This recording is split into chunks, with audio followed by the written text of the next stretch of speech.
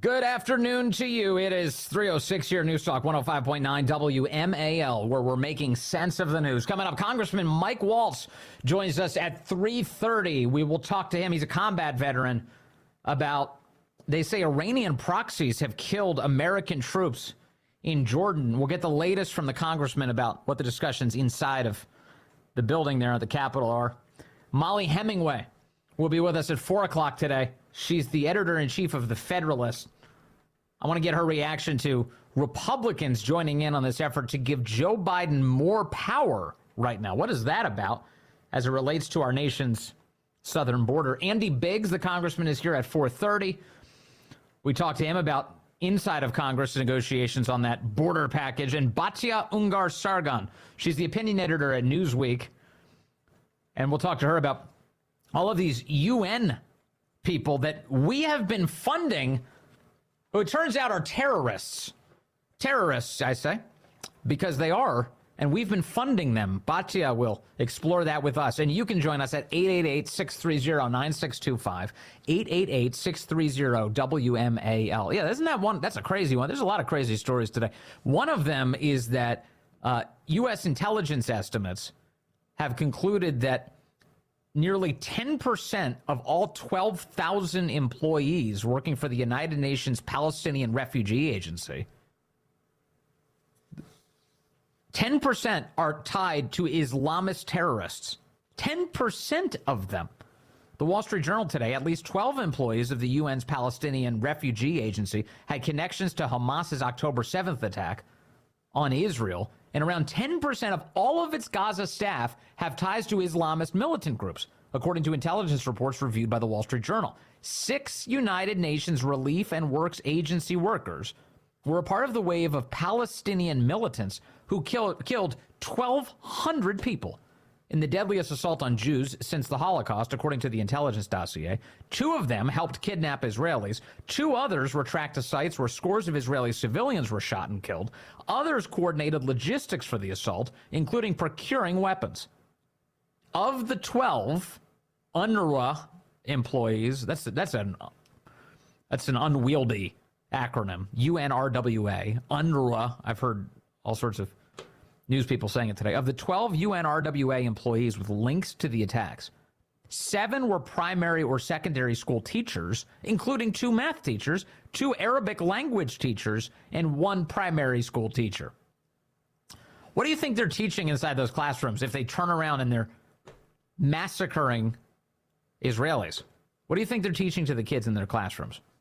The information in the intelligence reports, the Journal continues, based on what an official describes as very sensitive signals intelligence, as well as cell phone tracking data, interrogations of captured Hamas fighters, and documents recovered from dead militants, among other things, were a part of a briefing given by Israel to U.S. officials that led Washington and others to suspend aid to the UNRWA.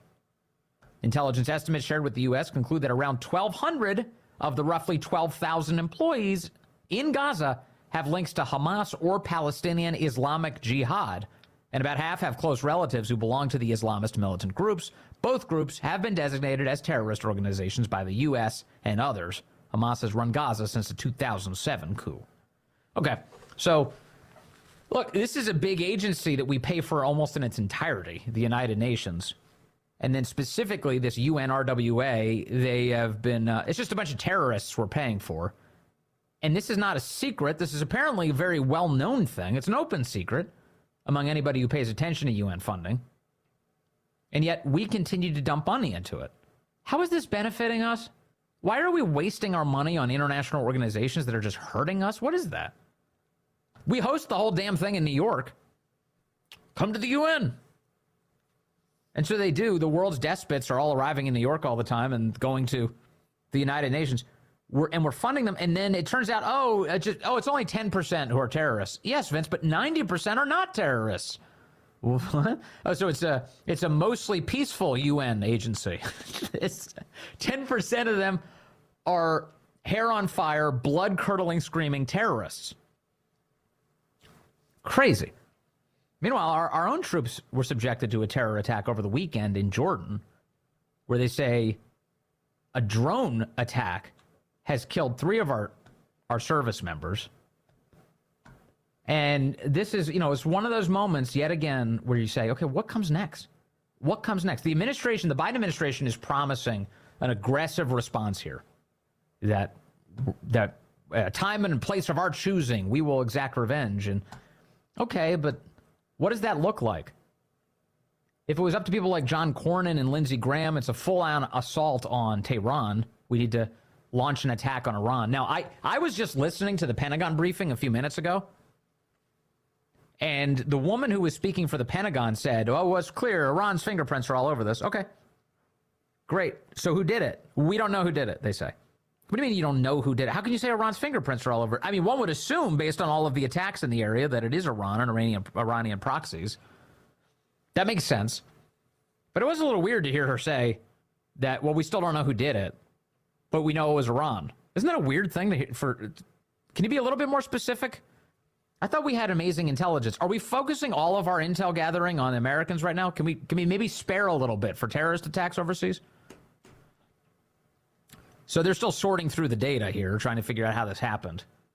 There's some reports this afternoon that one of the reasons why this drone was able to make its way in to kill these Americans and wound so many others, over 40, according to the Pentagon this afternoon, is because it was confused potentially for a U.S. drone returning to the base. Just awful, no matter what. The White House press secretary was incapable of putting words together to explain how the administration feels about this. She is singularly awful at this job. Have I not made that clear as we've done this show through the years now?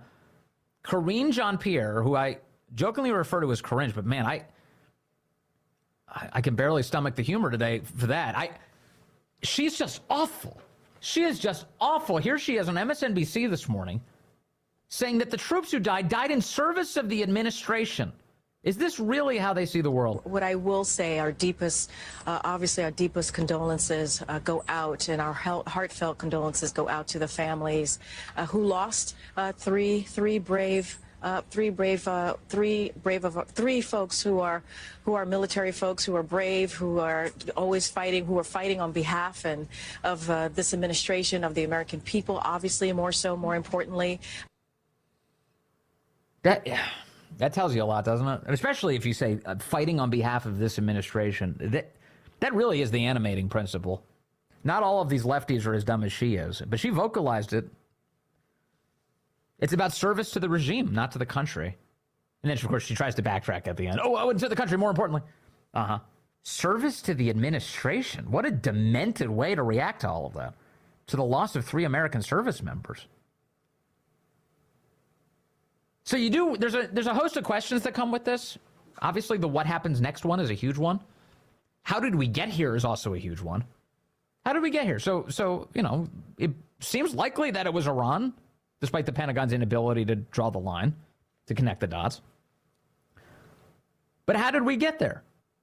I don't know. How about Joe Biden funding the Iranians to the tune of some $50 billion? $50 billion. In September of last year, the New York Post had an op-ed. Biden has a secret illegal deal with Iran that gives mullahs everything they want. And at the time, we were talking about the exchange of 5 American hostages. Do you know what the price tag on those American hostages was? $1.2 billion a person. That was the Biden administration engaged in yet another ransom payment, thus, of course, incentivizing Iran to keep doing this. 5 American hostages, a cost of $1.2 billion a person. That's a $6 billion total. And the Ayatollah Khamenei will merely restock his collection of American hostages for a future extortion racket, the Post said at the time. In June and July, the Biden administration unfroze more than $10 billion of Iranian assets held in Iraq, allowing Baghdad to move payments for Iranian electricity into accounts in Oman established for Tehran's use, payments that will continue on a rolling basis. Okay, so the Biden administration just keeps on unfreezing money, meaning giving money to the Iranians. Multiple reports also suggest Washington is allowing Tehran to trade $7 billion in International Monetary Fund special drawing rights for fiat currency. At the same time, U.S. officials are now admit that they're allowing Iranian oil exports to China to skyrocket, with estimates ranging from 1.4 to 2.2 million barrels per day flowing in August, their highest level since President Donald Trump ended America's participation in the old Iran nuclear deal. Conservative estimates put this sanctions relief at $25 billion in annual revenue. In other words, Iran only sells to China, essentially. There are some exceptions, but 90% of Iran's exports of crude oil are, guess what, to China. 90%. So the economy in Iran exists because the United States is not getting in the way of those transactions. In fact, is allowing them, has given sanctions relief to them, and enabled Iran to sell 90% of all of its crude oil to China, who buys it at a discounted rate because of Iran's unfavorable status around the world, its sanctioned status around the world. It powers the Chinese machine, the Chinese Communist Party machine, and then China is dependent on Iran for 10% of its crude oil imports, 10%. Now, let's just envision for a moment that we went to war with Iran, like a full-blown war with Iran, where we disabled their infrastructure, we attacked their cities, we shock and awed Tehran. If we shut off oil exports from Iran, that means that 10% of the crude oil imports to China would disappear. And then China, what would be the situation in China? Well, China would then be in an energy crunch. That's a huge number. 10% of discount crude oil disappears. They would have to, of course, to turn to the open market. They'd have to pay a higher markup. Only Russia and Venezuela can only give them so much at a discounted rate. They'd have to join the rest of us in the open market. What kind of pressure does that create? I don't know. It's probably worth asking. If a major power with nuclear weapons is put into an energy crunch, what do they do in response? Again, it's worth asking. The point is that, like, the next steps are not crystal clear. I do know this. If you kill American troops, you deserve to die. No question about that. But where do we send those missiles? Where do we send those attacks? That seems worthy of careful deliberation. Very careful deliberation. Do you trust Joe Biden to handle that deliberation, or the people around him? They straight up lied to us about Lloyd Austin's health status for weeks. They didn't even tell us he was hospitalized. They kept it a secret from you. And then after that was discovered, they blamed his quiet operator status. That's his demeanor. He's always like that. He doesn't want to overshare. Overshare? How about share anything? So now we have to sit here while the single most senile president of our lifetimes has to navigate whether or not he's going to put us into a world war. Or at least that's the consequences of idiotic missteps, which he is very much guilty of. So going back to the numbers here, Biden's administration has funded the Iranians to at least a $50 billion price tag so far. $50 billion. Trump put out a statement over the weekend saying we wouldn't even be here if I were still in office. That would not be the state of play. And it's hard to see how he'd be wrong about that.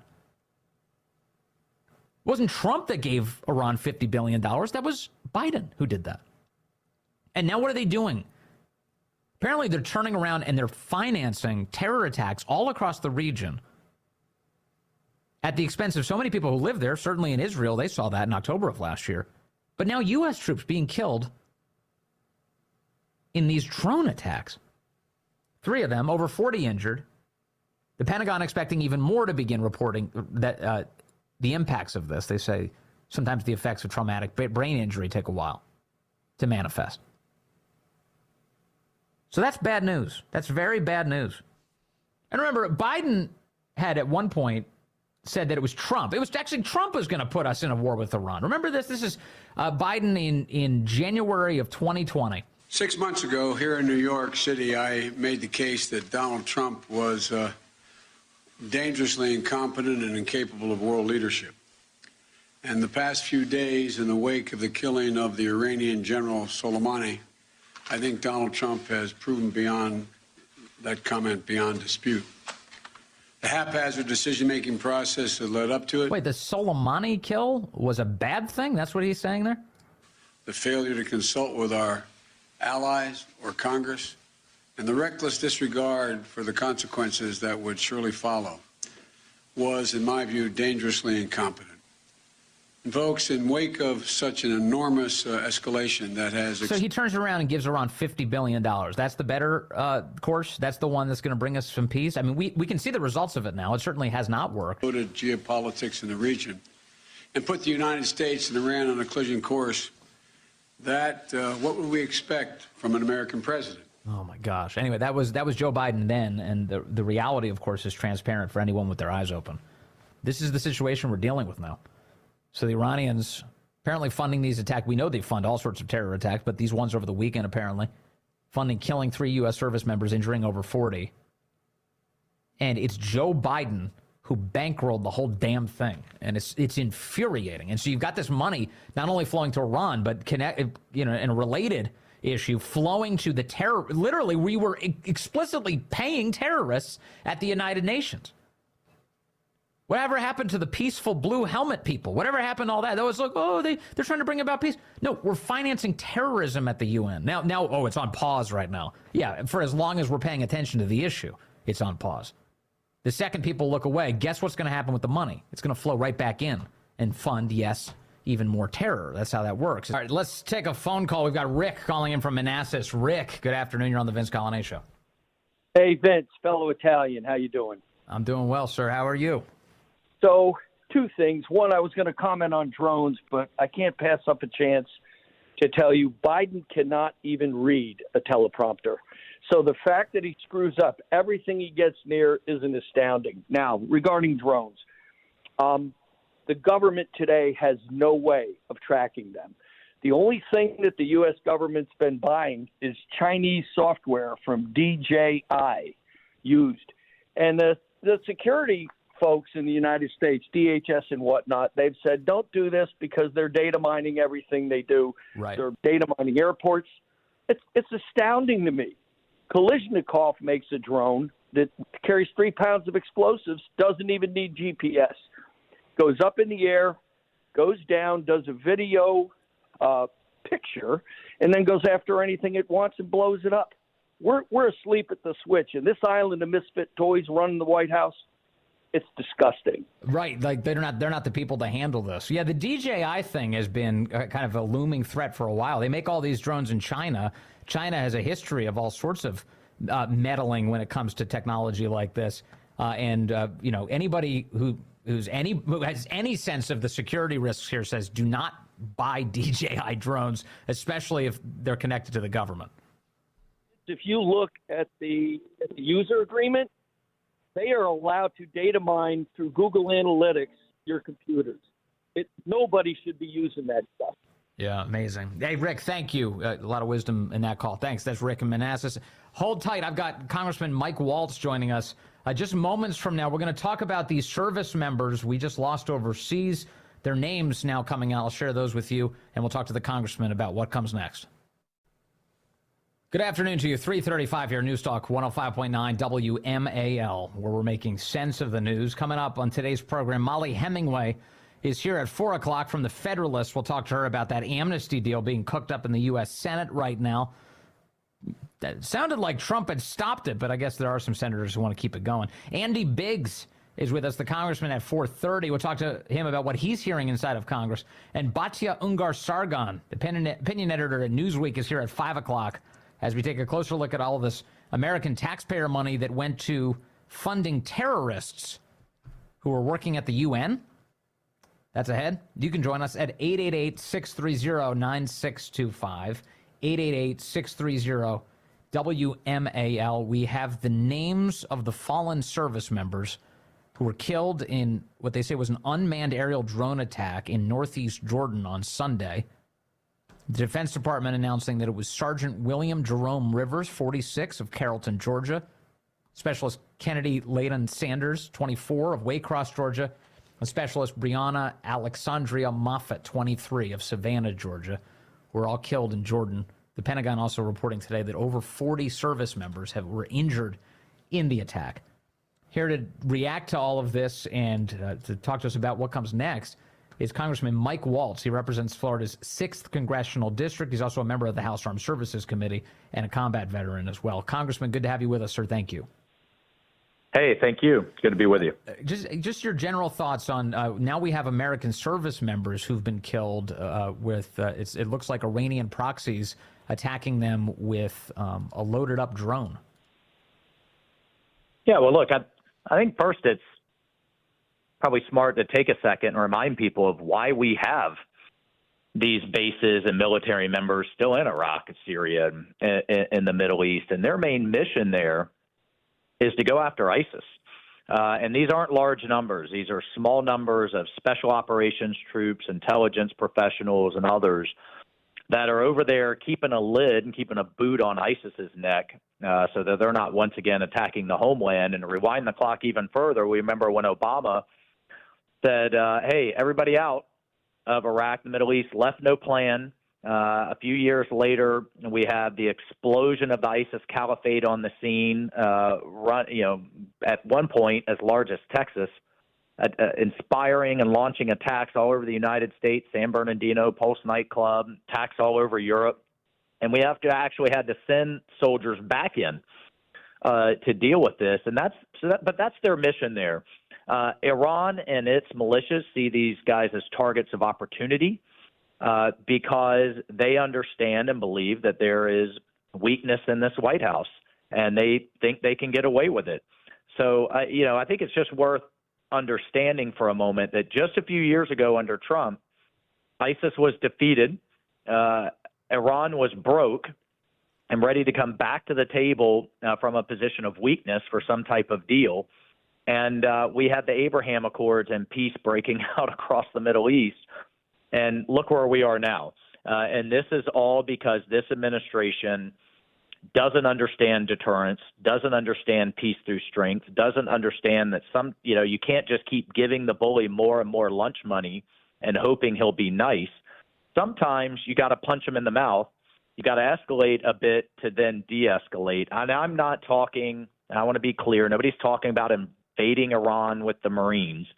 But what we are talking about, like President Trump did, was rather than knocking off a few warehouses in the middle of the desert or hitting back at these militias, he took out Iran's field general in the Middle East in a precision strike with little collateral damage that sent a very clear message to not mess with us and knock it off, and they did. And that's the type of response we need to see. But clearly our enemies smell weakness and they smell opportunity, and we have 3 dead service members because of it. Yeah. I do want to talk more about the response here by the United States and the Biden administration, but first on how we got here. It is the case that the Biden administration has uncorked some $50 billion at least in money that the Iranians are now using with, playing with, destroying with, and that would not have happened were it not for Joe Biden. So I realize the Biden administration wants to talk about how we're going to contain them. How about you talk about how this got here in the first place?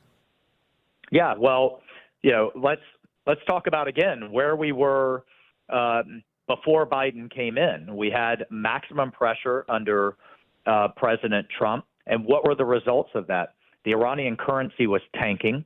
Their foreign currency reserves were at a low of $4 billion, and that's incredibly low. Now they're back up to $70 billion. Their oil exports were almost non-existent.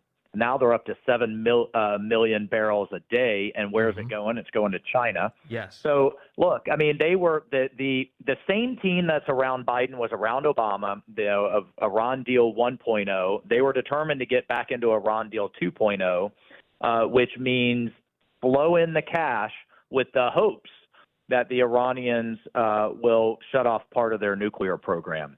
And so we're seeing the results of that cash now. As long as Tehran is flush with cash, their terrorist proxies will be, and that's from the Houthis to the Hezbollah to Hamas to the militias in Iraq that just killed our service member.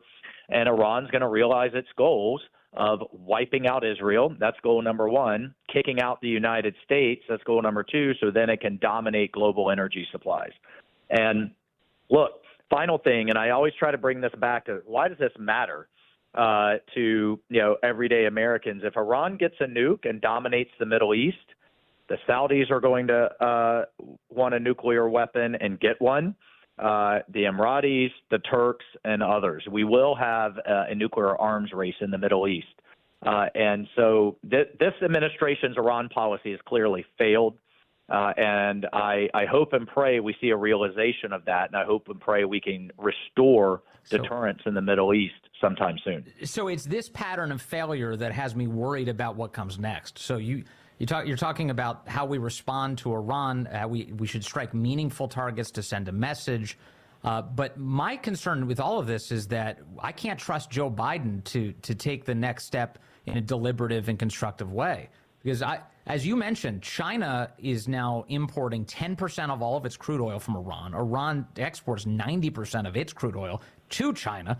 And that energy dependency means that China, which is already meddling in Iran in a big way, has a lot of interest in what happens in that region. And do you trust Joe Biden to navigate, a military assault on perhaps Iran, and then what comes next? How do we avoid a world war while making sure that that we don't let these soldiers die in vain? Well, number one, I don't believe Joe Biden is truly calling the shots. It's the people around him, and I'll just again remind everyone it's the same team that yanked us out of Iraq with no plan, had to send us back in to deal with the ISIS caliphate, got us into the Iran deal in the first place, which only dealt with a very narrow part of their nuclear program, didn't deal with missiles, didn't deal with terrorism, didn't deal with weaponization, didn't deal with hostage taking, just gave $6 billion in fungible money that freed up $6 billion from the Iranian regime, and they're bringing in $30 billion a year now in oil exports. Yes. And oh, by the way, another reason that Xi Jinping is smiling is all of these ships and assets that were now surging into the Middle East and in the Mediterranean are coming from somewhere. They're coming from the Indo-Pacific, or they're not home resting, refitting, and doing the maintenance necessary to be ready to go when called upon. So there's all kinds of opportunity costs around the world, not to mention what's in the Middle East. And, oh, by the way, we now have the Iraqi government, which has essentially been completely subsumed by Iran, calling to kick out our forces. And again, that's going to have a spillover effect in terms of our ability to deal with resurgent ISIS. We still have 40,000 ISIS members and their families in prison camps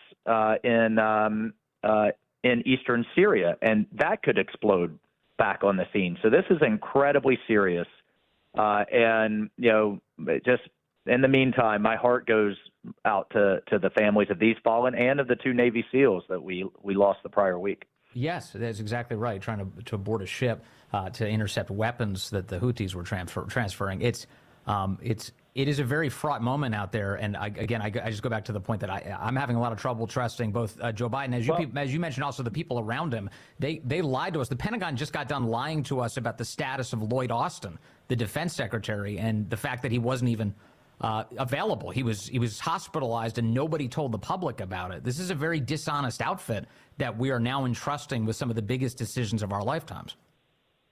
Well, we're calling him to the carpet to explain, how that happened in the coming weeks. Because, oh, by the way, what were the effects on our nuclear command and control? There was a drone strike on a militia leader while he was hospitalized, and his deputy was unaware. I plan to ask him, under the Uniform Code of Military Justice, any commanding officer that doesn't inform their superior and doesn't inform their deputy to take over their duties, that they're gone for a week, would be fired. So is he going to hold himself to the same standard that he holds the rest of the military? Okay. And Congressman, from your position, your perch in Congress, and certainly in terms of navigating how the next best step here, I did see there are some senators over the weekend that said it is time to strike Tehran, Lindsey Graham, John Cornyn among them. Do you think that that's an appropriate step, that the United States launch strikes on Iran proper, or is there something in between? Well, with all respect to those senators, I think there are a number of steps up the escalation ladder in between. There are Iranian operatives running all over, including Soleimani's successor in the IRGC and the Quds Force, that are in Iraq, that are in Syria, that are in Lebanon, There are cyber, there are actual sanctions enforcement. House Republicans have passed the SHIPS Act that goes after the refineries and the shippers and the Chinese buyers of the oil. There are a number of things to make Tehran understand that we're serious, to make them feel the pain directly. Another thing this administration doesn't seem to fully appreciate, Tehran will trade the lives of its proxies for American and Israeli lives all day long. That's a painless trade for them.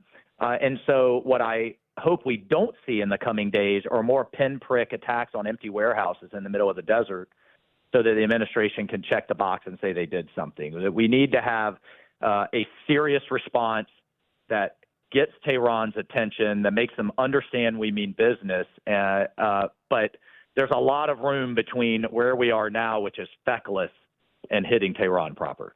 All right. Congressman Mike Waltz, representing Florida's 6th Congressional District, also on the House Armed Services Committee. Sir, thank you for your time as always. Really appreciate that. Thank you. All right. Again, Congressman Waltz, appreciate his time on the program. This is a big moment. And again, the theme here is I just don't trust Joe. I don't trust Joe. Remember, what was it years ago? Hillary Clinton had that ad, who do you want answering the 3 a.m. call or whatever it was? Not Joe Biden. Not Joe. He's not even awake. His hours are 10 to 4 in the middle of the day. And that's it. That's the best you can get out of him. He can barely speak. He just did events over the weekend, and it was incomparable. This is him. Here's an example. What is this coming out of the mouth of the president? One last thing I want to point out that we had a tough day last night in the Middle East. We lost 3 brave souls. We had a tough day last night. An attack on one of our bases. Yeah. And I've asked you for a moment of silence for all 3 of those fallen souls. Yeah, and then there's this. Joe Biden in South Carolina says that Donald Trump is the sitting president of the United States. That American consumers are facing real confidence in our economy we're building. Let me tell you who else is noticing that. Donald Trump. Did you see what he recently said about that he wants to see the economy crash this year? A sitting president. As they say in my face, bless me, Father. What? What is he even saying? A sitting president? Trump doesn't want the economy to crash. The whole thing is crazy. And right now, that guy's the president. And then, and the people pulling the strings around him aren't much better. I mean, Karinge can't put a sentence together. Kamala can't put a sentence together. Go down the list until you find somebody who can put a sentence together. And then we'll start questioning them. It's 3:50 now. I had a good day today. In addition to doing the radio show, getting ready for it, I stopped by my kids' school, the elementary school. I was talking to the students today. It was career day. So they asked me to come by and say hello. So I was speaking to a group of 6th through 8th graders. They were rotating in rooms full of students, and, which I loved. It was great. First of all, God bless you. If you are a teacher for the ages 6th through 8th grade, you are a hero. You really are. Every time one of the students got a little distracted and started yammering with one of their friends or something, I just walked right up to their desk and I directed the entire speech into their face. They stopped talking. It works pretty well. I don't know if that's a useful piece of advice for anybody, but it worked for me today. But I was talking to these kids and they were asking me, what kind of topics do we cover on the radio show? And I said, well, lots of politics, of course, but we cover other things too. Sometimes, entertainment, sometimes sports, especially where those things interact or intersect with politics. Heck, I might even talk about Taylor Swift today. And the room, you should have heard these 6th or 8th graders. It was hilarious. Half of them booed, half of them cheered, but they all had opinions. And I was like, well, now you know why it would be a good radio segment. Everybody has a reaction to it. Then I heard one of the kids muttering, 6th grade. He mutters, he goes, that wasn't a game this weekend. I go, what do you mean? He was talking about Chiefs, Ravens. He goes, that wasn't a football game. That was the Ravens versus the refs, he said. That Baltimore was robbed because of the officiating crew. It's amazing. So the kids have opinions on these subjects. I will say that game, that Chiefs-Ravens game, was interesting. The Lamar Jackson, the Ravens quarterback, who was having all sorts of trouble passing the ball yesterday, he did have an amazing reception that he threw to himself, though. If you saw this play, it's one of those jaw-dropping plays like, I'm so glad I saw this live. It was really good. He had a 13-yard pass to himself. He threw the ball. It got tipped into the air and became a tip drill at that point. And he ran out, got out ahead of the line, caught his own pass, and ran it for 13 yards total.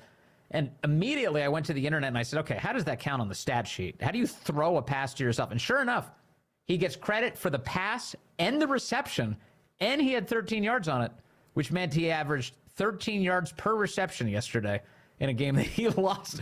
Unfortunately, I was kind of hoping, as you know, hoping for the Ravens.